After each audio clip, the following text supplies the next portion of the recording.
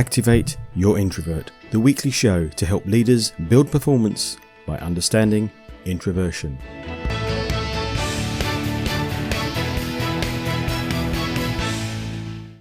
In this week's show, Leadership Tip of the Week, helping people with small talk. A discussion with Nadia Feiner. Nadia is an expert in shyness. She's written 2 books on the subject and gives shy people a voice, helping people, teams and businesses improve their performance by helping shy people shine. Question of the week. What questions can you ask introverts to engage them into conversation more readily? And introvert myth of the week. Introverts are shy. Just before speaking to Nadia, it sounds like people are returning to the office in greater droves than since the pandemic began. Network Rail, TfL and transport providers across the country are saying that commuting has picked up in the last few days. The other item I saw in the news recently was about apes. More specifically, bonobos apes. Dr. Raffaella Heeson of Durham University examined footage of 1,200 interactions between apes in captivity. This revealed that bonobos communicate before and after a joint activity, using gestures such as holding hands and headbutting, as well as vocalizations and mutual gazing. Stick with it, I'll get to the link in a moment. Bonobos used entry signals 90% of the time and exit signals 92% of the time. Apes used gestures to signal their agreement to start or end a social interaction, in the same way as we say hello, or perhaps in the same way as we engage in small talk, which of course will now increase as we start returning to work. It's something which many people, and a majority, but not only introverts, dislike. I'd say that, like apes, we can't avoid it altogether. It's a conversational lubricant and allows a conversation to get to the meat. Maybe, as we haven't been in the office for the last 18 months, we have forgotten what it's like to have to encourage our peers and staff into conversations.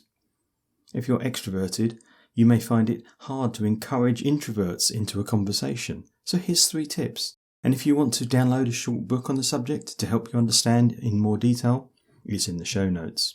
Number 1, make a positive statement and ask questions about shared experiences. For example, positive thing about the room you're in. Number 2, be interested in what they say in your mind and show it in your body. Number 3, listen. Listen with your mouth shut.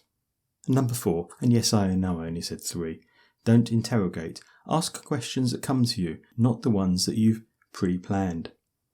So don't forget to download your copy of the Small Talk book.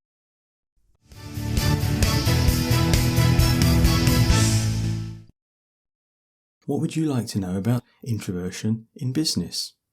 This week's question comes from Alan. What questions could you ask an introvert? I don't know that having a long list of questions to ask somebody is going to help you to engage them into conversation, because it can really easily sound like an interrogation. And that's not going to help engagement. And secondly, if you're simply working through a list of questions, you're not really listening to the answers. And again, that's not going to help you to engage. I'd come back to the real issue. Why don't introverts like small talk?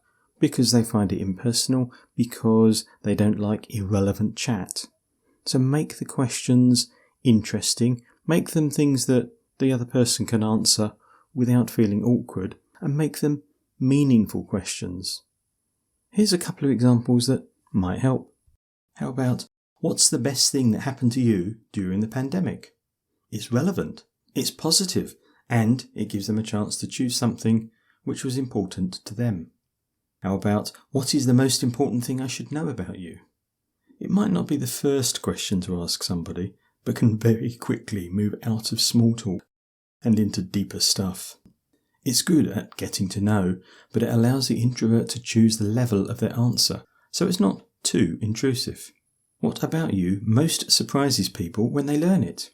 It's a good alternative for the last question, and it can be easier to ask and maybe answer.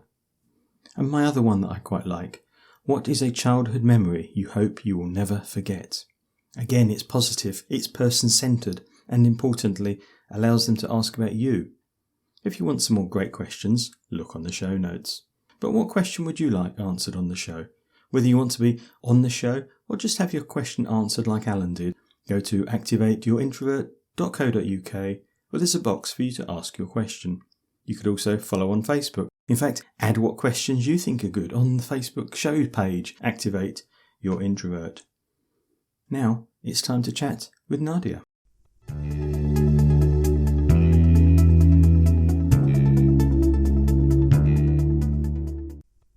Hi Nadia, and welcome to the show. Hello. Thank you so much for having me on the show.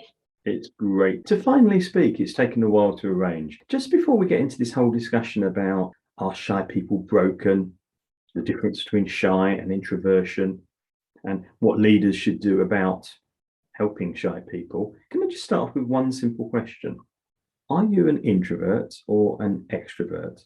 I think I'm actually an extrovert most of the time, but then I know that as everything's kind of on a spectrum, sometimes I move more towards being introverted in certain situations. You're kind of somewhere between introvert and extrovert, which is really useful. And I like the fact, as you said there, that it varies depending on the situation. Perhaps it's a really good time, though, to ask, what is shy? So shyness is a kind of fear or discomfort around uncertainty and new people or things. So you may feel shy in front of people who are in positions of authority, people you don't know very well, or places or times or situations where you feel unsure because you maybe haven't been there before or it's all a bit new. It's also the fear of being judged, and shy people worry about what other people think about them, that they're going to mess up or that they might make a mistake or do something silly as well. So there's that kind of element to it, and it's kind of linked to self-consciousness too.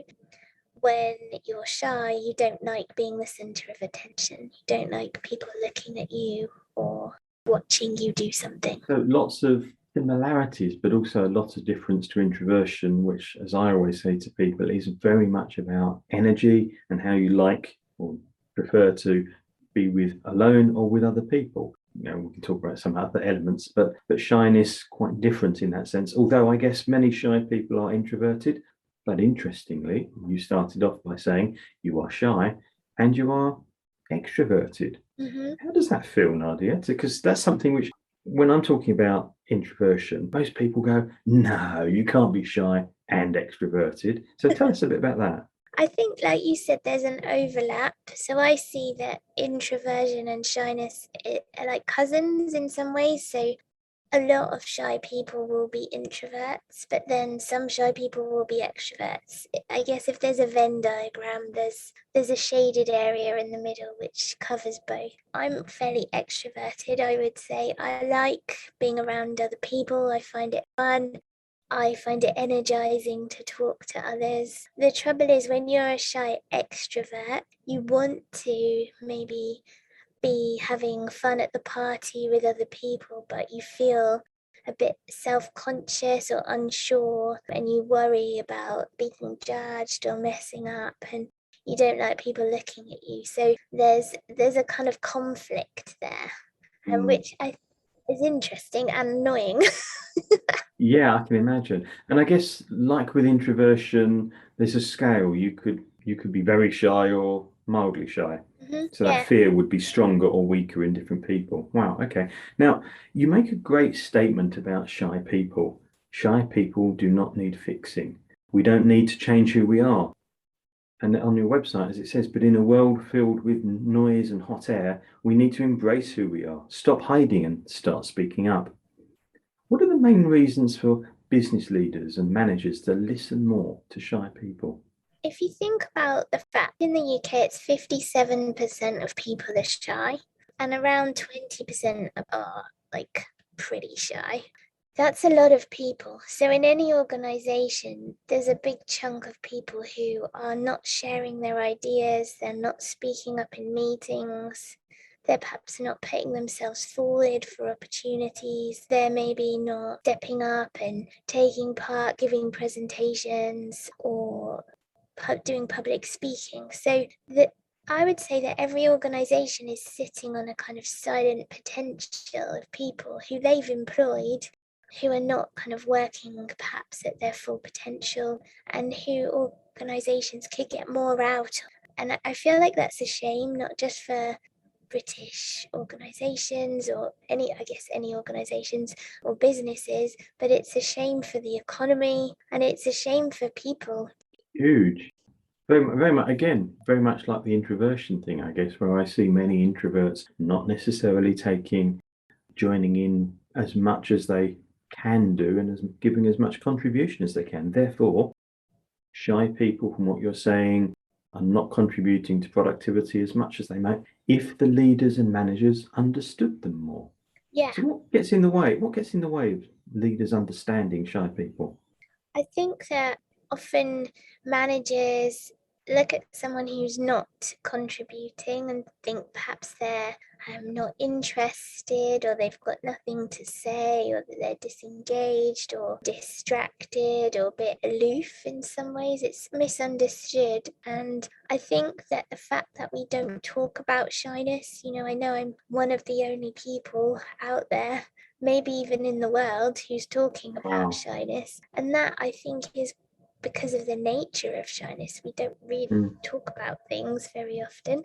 And so it's a kind of seen as a bit of a shameful secret or a weakness in some ways. And I think therefore people aren't speaking about it, and it's kind of it leads to an untapped potential. And I think it's also important to say that this isn't just, say, 20% of just random amounts of information.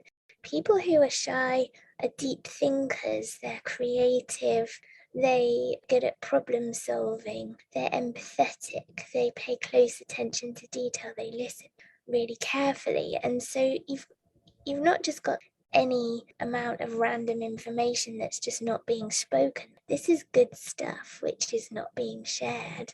And so I think it's pretty significant. And if an organization was looking for a way to have a big, I would say a dramatic impact on their productivity and their results and their innovation, then it would make sense to try and tap into that resource. So that's probably a really good point to ask then. What should a leader or an organization do to tap into that shy resource? Perhaps 20% of people are very shy, or the wider shy population, as you say. I would say the easiest step to take would be to talk about it, to perhaps undertake something, whether it's a workshop or a talk or something that is going to raise awareness of shyness in an organization, to help understanding amongst people who are not shy, so they can see maybe what's going on within their team and why certain people are not saying anything. How might that work? Because in my head, as you say that, I'm thinking, great idea, but then I put myself back into when I was in large organizations. If somebody had rocked up and started talking to me about shy people, I might wonder, why am I being spoken to about this? I think there's a business case for it and also a mental well-being case for it. So within organizations who are keen to support their people, organizations that are also keen to embrace diversity and inclusion and belonging, it's really important. And obviously all businesses want to do better and get better results. So there's kind of three reasons there. In terms of diversity, we tend to think about it in terms of race, religion, socioeconomic. And as I often say, introversion is part of the way people think, and whether that must include shy people. So tip number one then for leaders, as you would say, is to start the discussion in the team so that people understand it. I'm guessing it's a bit like introversion. I can talk to leaders and say, doing this will help, but I also know that introverts themselves can do things to help. What can shy people do? One tip for shy people to flourish more. When you're shy, you can build your mighty or bravery muscles by practicing. So I think having a plan is really important. If you want to achieve something, say you want to speak up in meetings more, that's a really common one. Don't just leave it to chance. Work out a goal and break it down into very small steps, and then practice and build and work on it until you get there, and then set a new goal. Having a kind of strategy and an approach, which is a bit like going to the gym where you're building your bravery muscles. I love that, your bravery muscles, and just keeping on exercising towards them. That's a great tip. Thank you, Nadia. I'm absolutely sure that many of the listeners will want to get back in touch with you. What's the best way to do that? Yeah, head over to my website. It's shyandmighty.com. If you're interested in maybe booking a talk in your organisation or just speaking to me about your own personal shyness, then there's lots of ways to get in touch on the website. And having seen the website, I can certainly endorse that. Nadia, it's been brilliant to talk, and I know we could talk for hours longer on the subject, but unfortunately we're only here a short time. So thank you very much for being here today. Thank you for having me.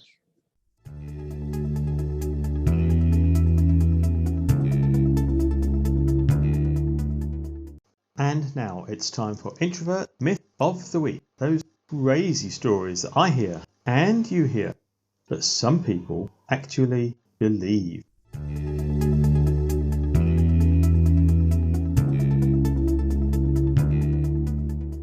Introverts are shy. Yeah, I couldn't avoid asking this one, could I really? And I hope you got the message when listening to Nadia and I chat, and from my FAQ page. It's the most common myth, and one that can easily stop you, as a leader, from getting to understand the introverted members of your team and getting the most from them. Introversion is about people energy, so help your introverts have the space to recharge themselves, and they're much more likely to flourish than if you treat them as if they're shy. I'm John Baker. Thank you for listening. I hope you found it useful. There's a new episode every Thursday at activateyourintrovert.co.uk and your favourite podcast provider. Till then, go be introversial, activating your introverts, building your business.